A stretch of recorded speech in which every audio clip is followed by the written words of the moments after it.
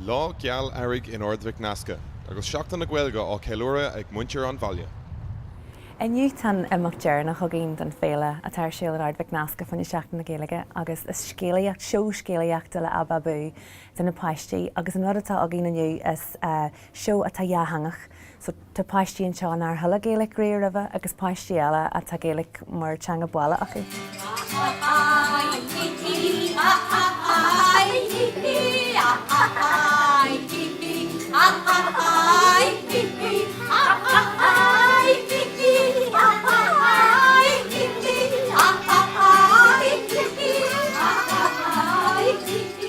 Tá ansam agin an snobbar táhaidí agus tá ansam agam héan an fásta.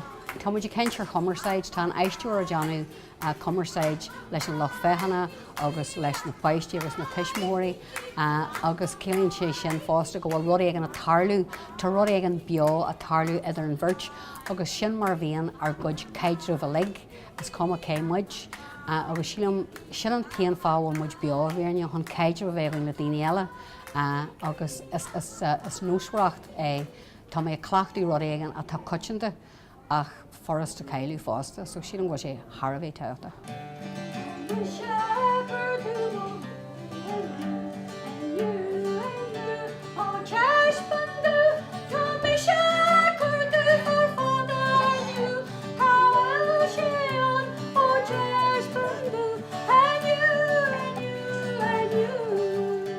Tá féile seoir siúil a gine seo an cúgu blion dain agus feimid muoine ón choirle atúil choirle roin thuí faoi airgid good relations sací, so sin ag táhacht a daine fásta gohfuil páirteachas an sa rud.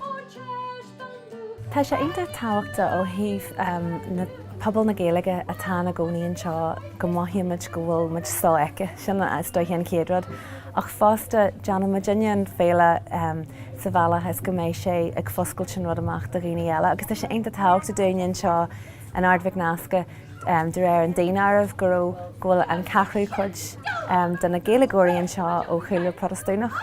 Agus níl sin ealaí a hanaat agus sílam Virginia ggóil aonanta speisial do gin an seo ó thaobh oscailteacht don teanga agus bí muidir géirí an féile úsáid lei sin a chur hantasaí. Tá sé aonanta jazz sa teach go dtí Ordmhic Nasca nuair tá rud ag an le leanpáistí le Gaelic agus rud ag an an dhéalaigh sin jazz na páistí go bhfeiceann siad ghfuil Gaelic a lean Gaelic san éireann agus go háirid an Ordmhic Nasca agus an mé freiste.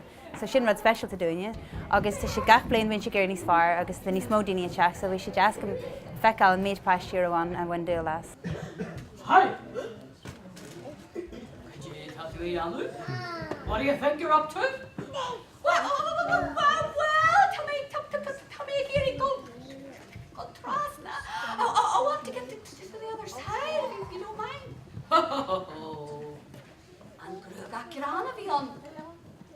Níl ceart Tá Gaelic ahanait sin bhain sa tuais ceart, sa deis ceart, tá mé caiint fa farstin an nuair a hen tú an mhaoich faoin tú agus nééis bhain muid faoi láthartá na Holywood-H264 cois na trá agus tá seachtain na Gaeilge a tarlú ahanait níos ar dwatha, Port of Doon, Great!